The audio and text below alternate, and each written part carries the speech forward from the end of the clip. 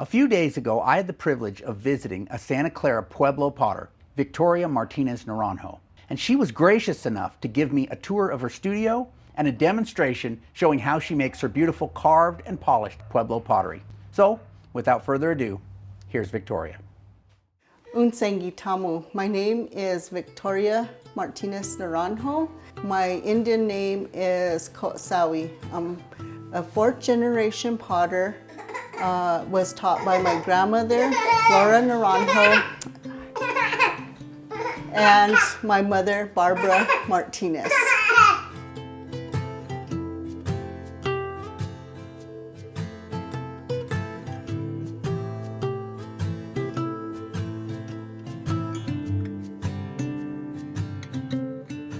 The clay that Victoria is using here, she collects on Pueblo lands not too far from her home. And she mixes it about 50-50 with volcanic ash, which is the temper. And then if you watch, she starts this pot just as a pinch pot. So here she is forming like a large pinch pot. And she's really skilled at forming a large pinch pot fairly quickly.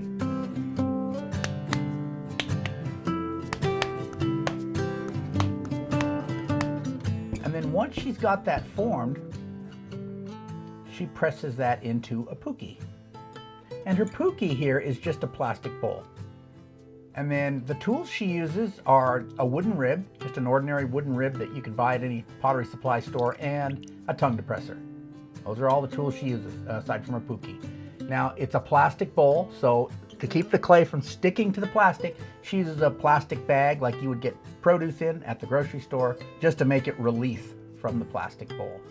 At this point, she's just pressing that clay down into that puki. And she's purposely leaving it thick because she's going to carve into the pot. And so to check the thickness, sometimes she presses her finger into the bottom, and then you can see just how thick you have it. Santa Clara is a Tewa Pueblo. That's the language they speak. And a lot of the most famous Pueblo potters were Tewa speakers. Maria Martinez, Nampeo, others.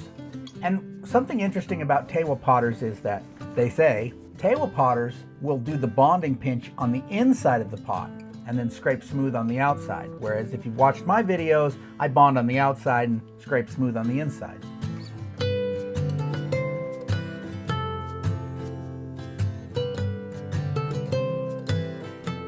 And she uses that tongue depressor kind of the way I do my gourd scraper, to scrape the outside of the pot, to smooth the rim. It's a very versatile tool.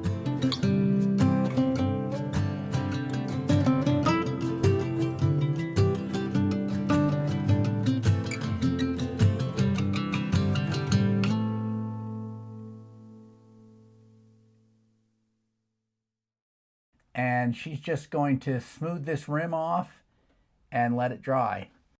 And then she'll let it dry to leather hard. Once it's leather hard, that's when she does her carving. And so she uses a pencil to draw the designs on the pot.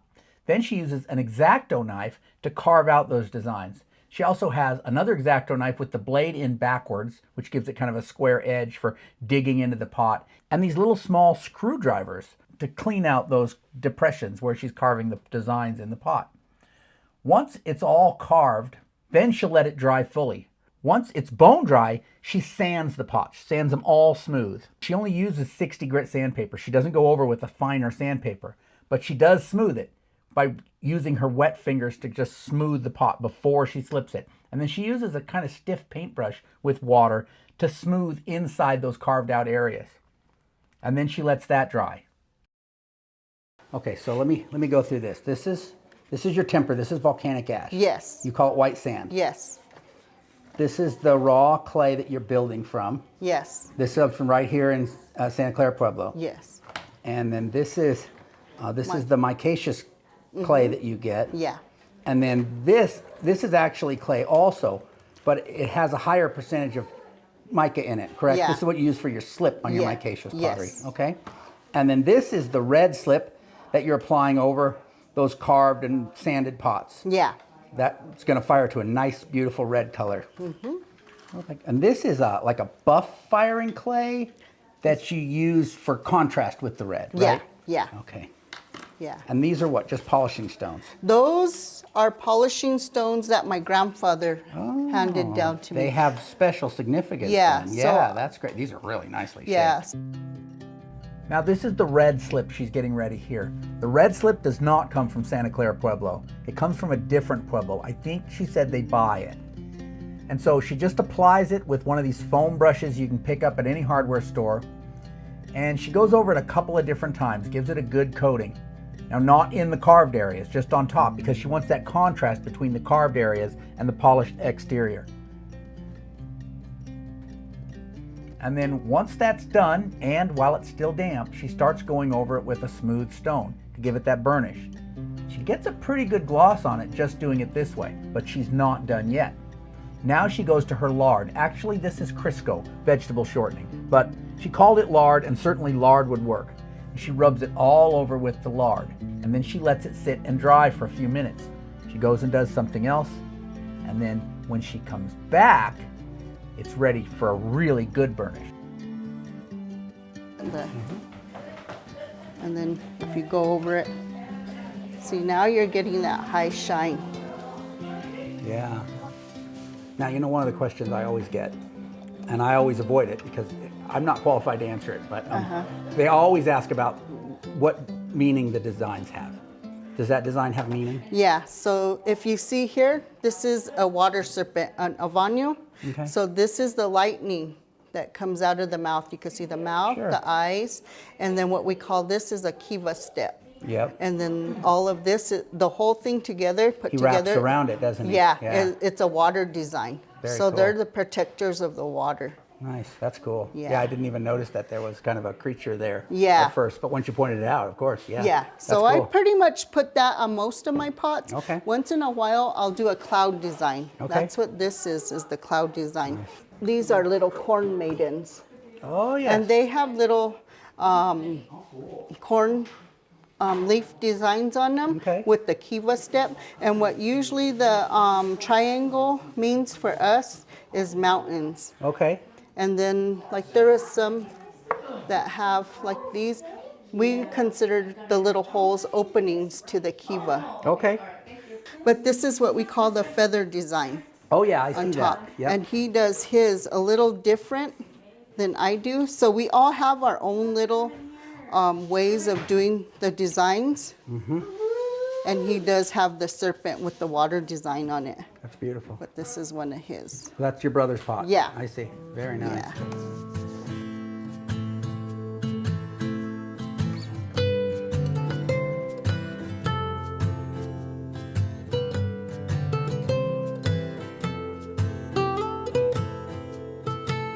So there's a lot of different ways that you can use the clays, the slips, and it's just all by learning from the older people and doing your own experimenting. And this was me when I was 8, my first show. Oh, wow. How cool is that? Is that here locally? No, that was in Garden of the Gods in Colorado Oh, yeah, Springs. the one you were talking about in Colorado. Yeah, Yeah, very cool. I say this would be, because I have all the clay back here, about a year's worth of mica clay. Okay, this is the mica clay right here. Really, when you look at it, you don't even see that much mica in it. But on the finished pots, you can. So, Yeah, I mean, I know it's there. This feels totally different. You can feel, and you don't have to put anything in it. Just soak it and... That's nice, though. That's got a good texture. I like it. Put some water Can you see in the this. glitter in that?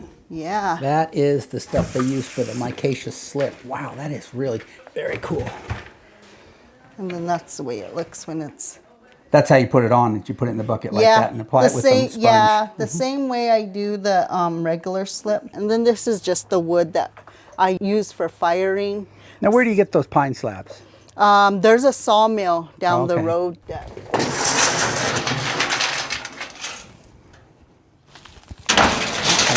And it looks like it got wet. Yeah, This is mostly for the micaceous. for micaceous. Okay. Yeah, for Very the cool. bean pots and the micaceous. And Do you mail mini pots? yeah, Okay, so like if somebody watched this video and wanted to buy a pot, but they live in the East Coast or something. That's not a problem. No, Cool. I usually do the shows and I send pots all over the world. And what's the So, best way to contact you? The best way to contact me is text message or email. I'll put those down in the description below the video, so if somebody wants to get a hold of you about pottery, Okay. they can do that. Okay, that sounds good. Cool. Okay, so that's a good way to get a hold of you right there. Yeah. Okay, this was the condensed 10-minute tour of Victoria's studio. I'll be making the full, unedited, hour-long episode available to channel members and patrons. So if you're interested in getting all the details, make sure you sign up. In the meantime, if you're interested in Pueblo pottery, a while back I made a video about a Hopi potter named Bobby Silas, and I will link that up right over here. So go check that out to learn more about Hopi Pueblo pottery. I appreciate you watching today. I'll catch you next time. Peace. Tell 'em peace. You sure are beautiful. He's dancing. What a good guy.